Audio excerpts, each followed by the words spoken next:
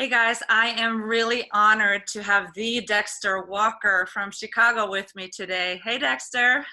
Hey. It's so good to have you. For those that don't know who Dexter Walker is, he is from Chicago and he is the choir director of Zion Movement. He's the founder and he's been doing this since early 2000. And Zion Movement, you have to check them out because they are literally one of the best gospel choirs in the whole world. And it's a personal opinion, but it's not just personal because you guys have actually been nominated for tons of awards and you've won awards and have lots of great songs out on your recordings. But also you have actually won a competition where you were voted the best choir in America. You want to tell us a little bit about that, Dexter? Yeah, that was we won the regional competition, I think, in 2012. And then the following year, we won the national title. But that was for the Verizon Wireless How Sweet the Sound choir competition. It was a great experience. One thing that really stuck out to me that it brought my choir closer together. We did a lot of studying about the story about Joshua and the Battle of Jericho, and it just really, it changed lives before we had even did the competition. It was just great memories, good memories. I actually went to one of the regional competitions. It was in Charlotte, so that was not the one you were in, but I can't remember the year, but that was like a very high level of musicians or choirs that were there. And also some of the top gospel artists were, I think Donna Lawrence was hosting it at that year when I was there. But, you know, you had a panel of CeCe Winans and Fred Hammond and, you know, some of the top ones were actually judging you guys. So that was just, I mean, this is probably the biggest gospel choir competition that's been in the States in the last 10 years. So congratulations to you for winning that. I can totally understand why you won because you have, I mean, the power, the accuracy, just the fun to watch you guys. It's just amazing. And so I think I'm going to share a clip so that people can see, because this is like watching Sister Acts, you know, like you see those legendary performances where you just like, oh, I want to do that. It sounds like so much fun. So people definitely have to go check it out. I'll share a little clip right now, and then I'll have a link to the video below so that you guys can go and check the whole performance out, because you definitely need to.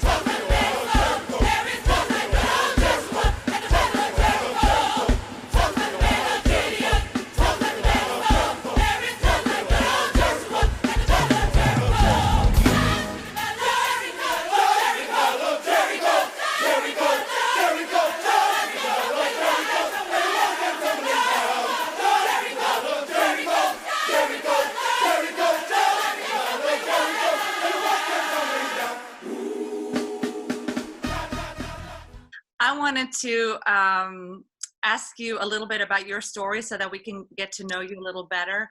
So first, do you want to share with us how you came to know Christ? As a child, my mom, she took me and my brother to church.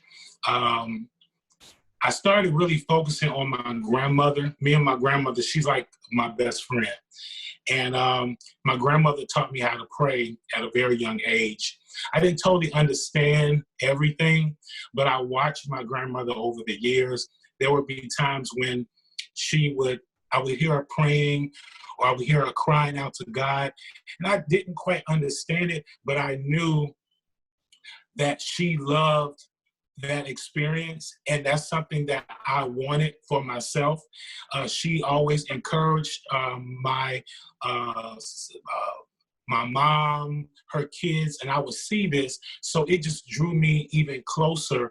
I started, going to church all the time. There was a time, and not talking bad about my mom at all, but my mother was young. She had me as a teenager, and sometimes when you're young and you have been brought up a certain way, sometimes you kind of steer off. And so that's what she did as I got a little older, but I kept going to church. I will walk to church by myself.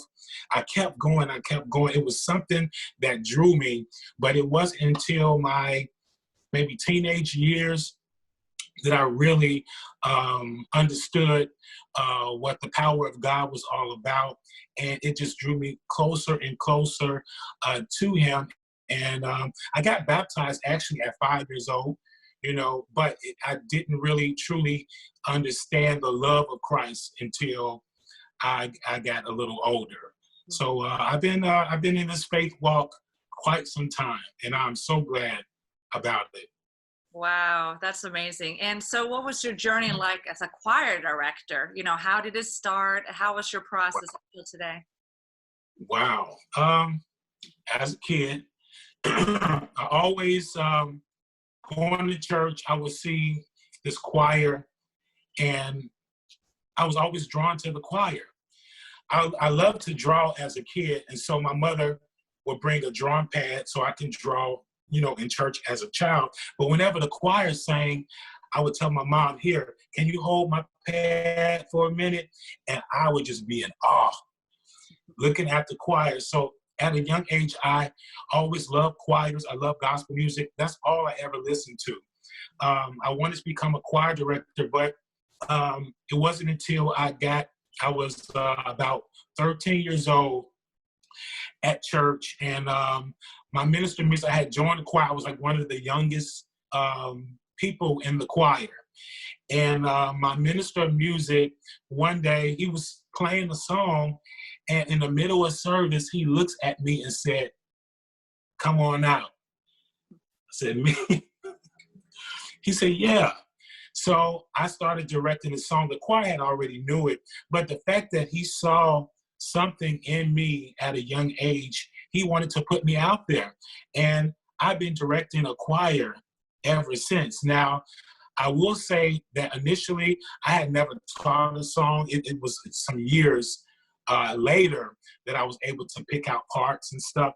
But his name is Willie Barron. He kind of got started for me. The Lord used him to kind of like start me directing a choir. As far as Zion Movement, as I became a teen, I became a part of a gospel choir, community choir called Malcolm Williams and Great Faith. I don't know if you know that or not. No. But I was a part of his choir for 10 years, and little did I know, he put me in leadership. I had a lot of different roles in the choir. He made me his assistant director. I had still never taught a song before, but he saw something in me as well. At that time, I was even arranging songs that I'm like, "Man, you should do it this way." And a lot of my ideas, he actually used them. So I learned a lot from being a part of Malcolm Williams and the Voices of Great Faith, 10 years. And something was pulling on me, on my heart, to start a choir that would be a safe haven for young people as well as older people. And the Lord gave me a vision for Zion Movement. Now, I still had not learned how to teach parts. I'm starting a choir, and I have not learned to teach parts. This was so strong on me. Although I didn't know a lot of things, I did it because I know the voice of God. And when he told me to do this, I jumped on it. So I did, and to make a long story short, about 2 months after I started the choir, I asked another guy to come teach, the choir. I was thinking that maybe I'm supposed to be the choir president only and not, but it did not work out with this young man. So nobody was there to teach. And so my choir members encouraged me. They said, Dexter, you can do it. About 2 weeks after that, I was at home listening to different choirs on my headphones, and the Lord actually gave me an ear to hear sopranos, altos, and tenors. I could pick out the parts. I went back to rehearsal, and I can't quite remember what song that I taught first, but the rest is history. Everything that it was already in me. God put it in me. It just had to come out. Wow. And I've been teaching, I've been arranging songs, I've been writing songs ever since. It's amazing. It was nothing that I could have ever done. It was all God. So you didn't grow up like a prodigy musician that knew it all and could hear it all. You literally got a gift when God gave you the calling. That's correct. Wow, how amazing. So you started from not having really this gift, like I'm sure you had some musical, you were very interested, and I'm sure you had some musical abilities because you could sing in a choir, but you started out not really being gifted in that area to becoming the choir director of a choir that became the best, or one of the best gospel choirs in the world, really. Who but God, right? That's amazing, Dexter. So why do you do what you do, though? Like, why did you have such a passion? I'm sure God put it on your heart, but why do you continue doing this day after day, week after week? Oh, man. I did not mean to get emotional, but every time I think about it, it's just amazing that God can use someone like me. I'm not perfect. But he put that gift in me. And the reason why I continue to do what I do is because I have a heart for people. Ever since I was a kid, I just want for people to live better, to do better, it's just been in me as a child. My family, and they didn't understand. They would always say, Dexter, you can't help everybody. Mm-hmm. And I know as an adult, I know I can't help everybody, but I always want to see people smile. I always want to encourage people. And that's why I continue to do what I do, because I've seen God use me to change people's lives, their mindsets, through my music, through a word of encouragement, even just a smile or just a hello. I really have a heart for people. Mm-hmm. And that's why, and God has a heart for me. He loves me in spite of me, So that's why I continue to do what I do. I can't stop until he says it's time to stop. And what a great platform you have to care for people, because you're a leader of a group of people. I've noticed how even when we come to visit you, because I've brought some choirs to you and some music students, and we're always welcomed so lovingly, not just by you. I think it rubs off on your choir members, the standard that you set, that you love them, so they love you. God loved you, you love people, people love other people. So, but I do think that's one of your biggest strengths as a choir director, is how much you love the people, because I think you bring out something great in them, just by sharing that love. But speaking of that, what are some of the main things or wisdom or tips that you want to share with other choir directors that might help them become better at what they do? Okay, I'm going to put my glasses on for a minute, because I wrote a few things down that I did not want to forget. So number one is that you must have a heart for God and have a heart for people. That's number one. I don't know, for me, I just feel like it just would not work if you don't have a servant's heart to serve others. If you have that heart, the rest will follow. You'll be surprised what God will do through you if you have a heart to serve him and to serve people. As far as choir directing, I would say, and this is in no particular order, as a choir director, you have to give clear signals to the choir and to the band. A lot of times, well, I'll say here, you have some directors that they kind of forget about the band, and it just kind of, and there was a time when I had a problem with that, like at church. When I started directing at church, I'd be so focused on the choir, and I'm not telling the band where to go, so it was just all over the place at one point. But that's very, very, very important. Also to motivate and celebrate your choir members. Because I'm a choir director. If it were not for Zion Movement, there would be no Dexter Walker. They kind of help me in a sense. So learn to celebrate them, do nice things for them. Sometimes even lay a day aside to have a choir day, maybe go on a trip with the choir, do something fun like bowling, or go to the movies, or picnic or something like that, or just celebrate them, honor them, acknowledge them, tell them that you appreciate them. Just do things. Let's say you may not have a lot of money or whatever, but find ways to celebrate and appreciate your choir. I think that makes a great director, because in turn, they will love you, they will appreciate you, and they will be the best choir members that they can be, you know? And I actually motivate them as well, be the example. You can't tell them to study music if you're not studying yourself, you know? With that being said, a good choir director, a lot of times I record my rehearsals. I listen to my rehearsals during the week until the next choir rehearsal. So if there's something that didn't quite work, or the altos, which is notorious in my choir for messing up, I can kind of listen to it and then, okay, that was not right. You know, sometimes you can't hear everything in a rehearsal, but if you play the rehearsal back, you can, oh, okay. So that's a good thing. Study your music, study other choirs, see what they're doing, study other gospel music.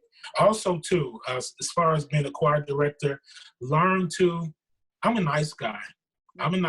But in rehearsals, sometimes you may not think I'm nice, but I'm trying to pull out and push out the best in the choir. A good choir director takes no nonsense, takes no slack, because they want their choir, they want them to be good vocally, and they also want them to be just better people. And this can go even far as their personal lives. They can take what they learn from rehearsal and apply it to their lives. And so many times I've had members to tell me that, even past members, you know. So also too, very important that I had to learn just a little while ago is to breathe, to relax, to take a break sometimes. Do something fun. I used to, in my early days of my choir, we would have rehearsal every week, every Saturday. Then engagements, it was too much. You know, you have to live, you have to breathe as well. Choir directors, take some time out, have me time, go on a trip, just, you know, do some studying, hobbies, you know, stuff like that. That way, when you come back, you'll just be better, you know? These are some amazing tips, Dexter. I'm sure people want to apply them right away. I think they're amazing. And I've seen you in action, you know, I've traveled with you, but I want to say you are a missionary by heart. You know, we do mission work with GTM, but seeing you've been traveling with me to Norway. I've seen you in action there, and you receive the mission field to come to you, because when people come from different countries because they want to experience Chicago gospel music, and especially the style that you represent with the traditional gospel, I've actually seen people just break down and just be convicted of convinced that Christ is Lord, during your rehearsal. And something like that is often beyond what we expect coming to a choir rehearsal, but we have seen God show up and show out. So I want to thank you, Dexter, for what you've been doing with the groups that I've brought, what you've been doing overseas when I brought you there. So thank you so much. And I know you are a huge inspiration to a lot of singers and choir directors around the world. But I see you have a sign behind you saying, "Bring the choir back." I know you're very passionate about that. You want to say a few words about that? Yes, Bring the Choir Back is a mission that I started with the slogan back in, I want to say 2011.